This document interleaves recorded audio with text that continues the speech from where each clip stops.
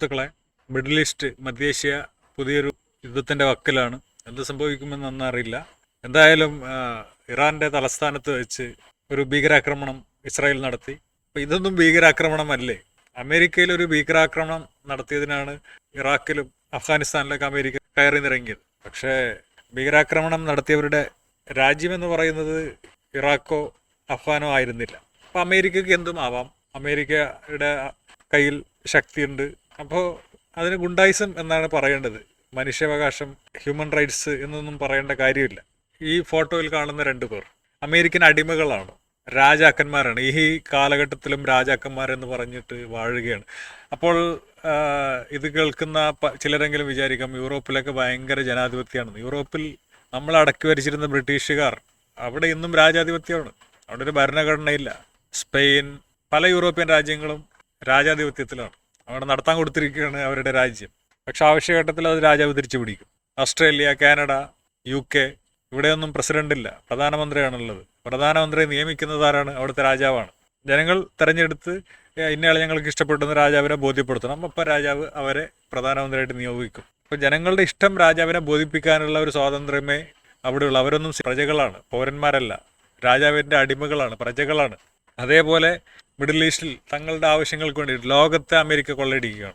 Middle ഈസ്റ്റിൽ എന്തുകൊണ്ടാണ് അമേരിക്കക്ക് ഇത്ര താല്പര്യം? കാരണം ലോകത്തിന് ട്രാൻസ്പോർട്ടേഷൻ നടക്കുന്ന പെട്രോളിയത്തിലാണ്. ആ പെട്രോളിയം കൂടുതലും കിട്ടുന്നത് മിഡിൽ ഈസ്റ്റിലാണ്. ഇപ്പോൾ മറ്റുള്ള രാജ്യങ്ങളും കിട്ടാൻ തുടങ്ങിയത് കൊണ്ട് തന്നെ അത്രയ്ക്ക് താല്പര്യം അമേരിക്കയ്ക്കില്ല. എന്നാലും അവിടെ ഉണ്ട്. കാരണം മിഡിൽ ഈസ്റ്റുകാർക്ക് ഒരുപാട് ഡോളർ അമേരിക്ക കൊടുക്കാനുണ്ട്, ബോണ്ട്. കാരണം അമേരിക്ക എന്ന് പറഞ്ഞാൽ ഒരു പ്യുവർ ഗുണ്ടായിസം, ഹഫ്തവിരിക്കുക, ലോകത്തുനിന്ന് എല്ലാ സ്ഥലത്തും ഹഫ്തവിരിക്കുക, കടം വാങ്ങിക്കുക. അപ്പോൾ തിരിച്ചു ചോദിച്ചാൽ കിട്ടുമ്പോൾ തരും എന്നുള്ള പോളിസിയാണ്. അമേരിക്കക്കാർ തന്നെ പറയുന്നുണ്ട് അമേരിക്കയുടെ കടം അമേരിക്കക്കാർക്ക് വീട്ടാൻ പറ്റില്ല. അമ്മാതിരി കടമാണ് അമേരിക്കക്ക്. അപ്പം അമേരിക്കക്കാർ കാണിക്കുന്ന തോന്നിവാസത്തിൻ്റെ പ്രശ്നങ്ങൾ മുഴുവൻ അനുഭവിക്കേണ്ടത് ബാക്കിയുള്ള ഞാനും നിങ്ങളും അടക്കമുള്ള ആളുകളാണ്. അപ്പം ഈ കാണുന്ന 2 പേർ അമേരിക്കൻ അടിമകളാണ്. സ്വന്തം നാട്ടിലൊരു കുഴപ്പം നടക്കുന്നു, അനീതി നടക്കുന്നു, ഇവരും മിണ്ടുന്നില്ല. ഇറാൻ എന്തുകൊണ്ടാണ് ഒന്ന് ശ്രദ്ധിക്കുന്നതെന്ന് വെച്ച് കഴിഞ്ഞാൽ, ഇവരോട് ഇസ്രായേലിനോട് യുദ്ധം ചെയ്തു കഴിഞ്ഞാൽ തീർച്ചയായിട്ടും ക്ഷീണിക്കും. ആ ക്ഷീണിച്ച് കഴിഞ്ഞാൽ യുവന്മാർ കയറിയിട്ട് ഇറാനിൽ ഈ സൗദി എന്ന് പറഞ്ഞാൽ പക്ക മതരാജ്യമാണ് സൗദിയുടെ ഭരണാധികാരിയുടെ വിശേഷണം എന്ന് പറഞ്ഞാൽ ഖാദിമുൽ ഹറമൈൻ എന്നാണ്. ഖാദിമുൽ ഹറമൈൻ അതിനർത്ഥം എന്താണ്? 2 ഹറമുകളുടെ സംരക്ഷകൻ എന്നാണ്. ഹറമുകളെ കൊണ്ടെന്ത് ഉപകാരമാണുള്ളത്? അവിടെ പാവങ്ങൾ 40-41,000 പലസ്തീനികൾ കൊല്ലപ്പെട്ടു, അവരുടെ വീടുകൾ തകർത്തെറിയപ്പെട്ടു. അതൊന്നും ഒരു മനുഷ്യാവകാശം ഇവിടെ ആർക്കുമില്ല. കാരണം മുസ്ലിങ്ങളാണ്. ചത്ത് തൊലയട്ടെ എന്നാണ് പറയുന്നത്. തീർച്ചയായിട്ടും മനുഷ്യൻ ആരായാലും കൊല്ലപ്പെടുന്നത് മോശം തന്നെയാണ്. ഒരു യൂതം കൊല്ലപ്പെട്ടാൽ ഭയങ്കര കോലാഹലമാണ്. പക്ഷേ 41,000 പാലസ്തീനികൾ കൊല്ലപ്പെട്ടു, ആർക്കും ഒരു കുഴപ്പമില്ല. അവരുടെ നാട് മൊത്തം താറുമാറാക്കി. ഞാനൊന്നേ ചോദിക്കുന്നുള്ളൂ, ഈ പാലസ്തീനികൾ എവിടെ നിന്ന് വന്നാണ്? ആകാശത്ത് പൊട്ടി വീണതാണോ? പാലസ്തീൻ എന്നുള്ള രാജ്യമില്ല എന്ന് പറയുന്നത്. പിന്നെ ഇവർ എവിടെ നിന്ന് വന്നു? ഇസ്രായേൽ ഒരു മതരാജ്യമാണ്. അവിടെ ജൂതന്മാർക്ക് മാത്രമേ ആ രാജ്യത്തിൻ്റെ സ്വഭാവവും നിയമമൊക്കെ നിർണ്ണയിക്കാനുള്ള അവകാശമുള്ളൂ. Self determination ജൂതന്മാർക്കുള്ളൂ. 1000 വട്ടം പറഞ്ഞിട്ടുണ്ട്. മറ്റുള്ളവരുടെ രാജ്യത്ത് കയറി ആക്രമിക്കുന്നത് ഹമാസ് ചെയ്താൽ മാത്രമാണ് പ്രശ്നം. പറച്ചിൽ കേട്ടാൽ ഹമാസ് മറ്റുള്ള രാജ്യത്ത് കയറി ആക്രമിച്ചതല്ല. ഗസ ഹമാസിന്റെ ഏരിയയിലാണെങ്കിൽ അതൊരു ആഭ്യന്തര കലാപമാണ്. പക്ഷെ ലബനാനിൽ കയറിയിട്ട് അറ്റാക്ക് ചെയ്യുന്നു, സിറിയയിൽ കയറിയിട്ട് അറ്റാക്ക് ചെയ്യുന്നു, ഇറാനിൽ കയറിയിട്ട് അറ്റാക്ക് ചെയ്യുന്നു. അത് തീവ്രവാദാക്രമണമാണ്. അത് ഡിഫെൻഡ് ചെയ്യാനുള്ള അവകാശം ഇറാനുണ്ട്. ഇപ്പോൾ അമേരിക്കൻ വക്താവ് പറയുന്നത് ഇറാൻ എന്ന് പറഞ്ഞാൽ ഇസ്ലാമിക് റെജീമാണ്, അത് ഒരു തെമ്മാടി രാഷ്ട്രമാണ്, ടെററിസ്റ്റാണ്. അപ്പോൾ അമേരിക്ക ലോകത്ത് ചെയ്തത്ര ദണ്ഡിത്തരങ്ങൾ, വൃത്തികേടുകൾ മറ്റാരും ഇപ്പം ചെയ്യുന്നില്ല. പഴയ കാലത്ത് ചെയ്തിട്ടുണ്ടാവാം, ഇപ്പം എന്തായാലും ചെയ്യുന്നില്ല. ഇപ്പം ഏറ്റവും കൂടുതൽ ദണ്ഡിത്തരങ്ങൾ ചെയ്യുന്ന അമേരിക്കയാണ്.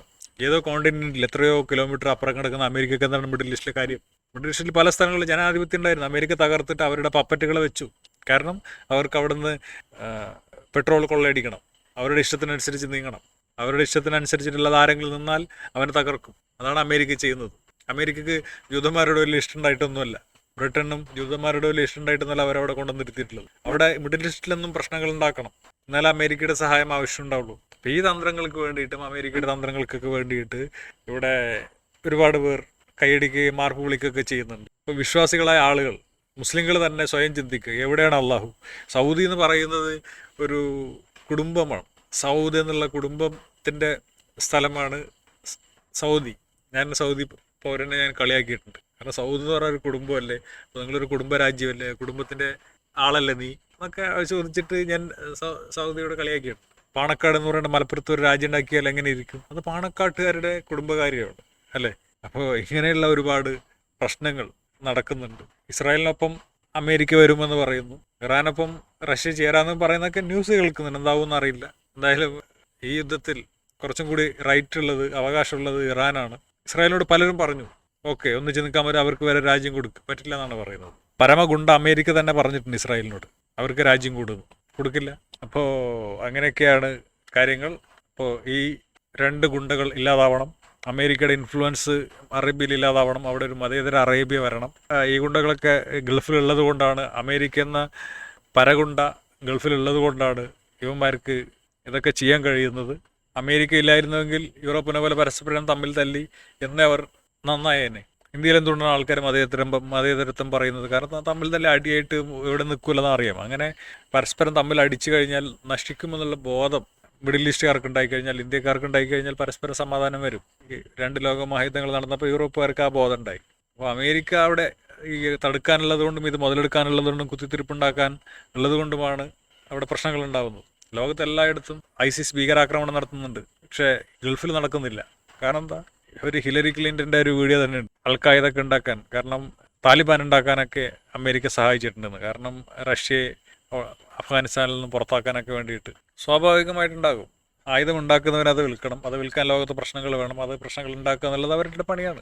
പക്ഷെ അതിനുള്ള മരുന്ന് അല്ലെങ്കിൽ അതിനുള്ള സാഹചര്യം നമ്മളുടെ അടുത്ത് ഉണ്ടോ എന്നും കൂടി നോക്കണം. നമ്മുടെ ശരീരത്തിൽ ഈച്ച ഇരിക്കുന്നുണ്ടെങ്കിൽ നമ്മൾക്ക് വൃത്തിയില്ലെന്നാണ് അർത്ഥം. ഈച്ചയെ വെറുതെ ആട്ടിയിട്ട് കാര്യമില്ല, അതൊന്ന് കുളിച്ചാൽ മതി.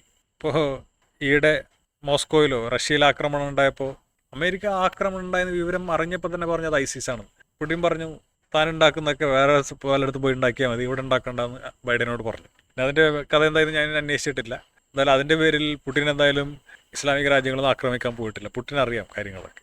യൂറോപ്പിൽ കുത്തിത്തിരിപ്പുണ്ടാക്കിയതും എല്ലാം ഈ അമേരിക്കയാണ്, നാറ്റോ എന്നൊക്കെ പറഞ്ഞിട്ട്. അത് വേറൊരു വിഷയമാണ്, അത് പിന്നെ പറയാം. അപ്പോൾ ഞാൻ പറഞ്ഞു വന്നത് എന്താണെന്ന് വെച്ച് കഴിഞ്ഞാൽ, അമേരിക്ക തങ്ങളുടെ പാവകളെ വെച്ച് മിഡിൽ ഈസ്റ്റുകാരെ അടിമകളാക്കി ഭരിക്കുകയാണ്. അപ്പോൾ അവിടുത്തെ യുവാക്കൾക്ക്, ആത്മബോധമുള്ള യുവാക്കൾക്ക് അമേരിക്കയോട് പ്രതികരിക്കാൻ തോന്നും. ഒരുപക്ഷെ അങ്ങനെയുള്ള പ്രതികരണം നടത്തിയതാവാം ഉസാമ ബിൻ ലാദൻ, നമുക്കറിയില്ല. കാരണം അദ്ദേഹം വളരെ വലിയൊരു പൈസക്കാരൻ്റെ മകനായിരുന്നു. പക്ഷേ ഈ അടിമത്തം അയാൾക്ക് ഇഷ്ടപ്പെട്ടിട്ടുണ്ടാവില്ല. നമ്മൾ ഇന്ന് ഉസാമ ബിൻ ലാദനെ കാണുന്നത് തീവ്രവാദിയായിട്ടാണ്. നിരപരാധികളെ കൊന്നിട്ടുണ്ട്, ഇപ്പോൾ അമേരിക്കയും കൊന്നിട്ടുണ്ട്. ഒരു യുദ്ധം നടന്നു കഴിഞ്ഞാൽ ആൾക്കാർ മരിക്കും, എല്ലാം മരിക്കും. നിരപരാധികളെ ബിൻ ലാദൻ കൊന്നാൽ മാത്രമാണ് തെറ്റ്. ഇസ്രായേൽ എത്രയോ നിരപരാധികളെ, 41,000 നിരപരാധികളെ കൊന്നു. വേൾഡ് ട്രേഡ് സെന്റർ ആക്രമണത്തിൽ 4,000 നിരപരാധികളാണ് കൊല്ലപ്പെട്ടിട്ടുള്ളത്.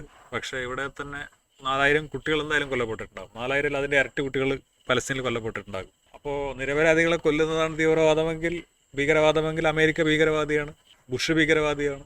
സൗദി അല്ലെങ്കിൽ അറേബ്യ അമേരിക്കയിൽ പോയിട്ട് അവിടുത്തെ പെട്രോള് അടിച്ചു മാറ്റുകയോ അല്ലെങ്കിൽ അവർ എന്തൊക്കെ ചെയ്യണമെന്ന് തീരുമാനിക്കുകയോ അല്ലെങ്കിൽ അവിടെ സൗദിയുടെ അല്ലെങ്കിൽ അറേബ്യയുടെ പപ്പറ്റ് രാജ്യം അമേരിക്കയിൽ കുടിയിരുത്തുകയോ ഒക്കെ ചെയ്തിട്ടുണ്ടെങ്കിൽ അമേരിക്കക്കാർക്ക് സൗദിയോട് പകരം വിട്ടാം, അറേബ്യയിൽ വന്നിട്ട് പകരം വിട്ടാം.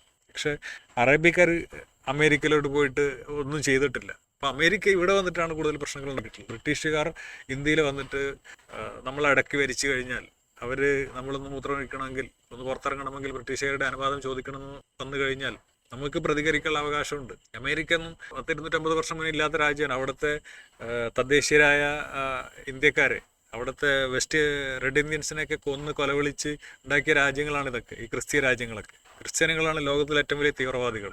ലോകത്ത് ഏറ്റവും കൂടുതൽ കൊലകൾ നടത്തുന്നതും ക്രിസ്ത്യാനികളാണ്. അതിനെ പറ്റിയിട്ട് വേറൊരു വീഡിയോ ഞാൻ ചെയ്യുന്നുണ്ട്. അപ്പോൾ ഇത്രയൊക്കെ ഈ കാര്യത്തിൽ പറയാനുള്ളൂ. അപ്പോൾ ശരി.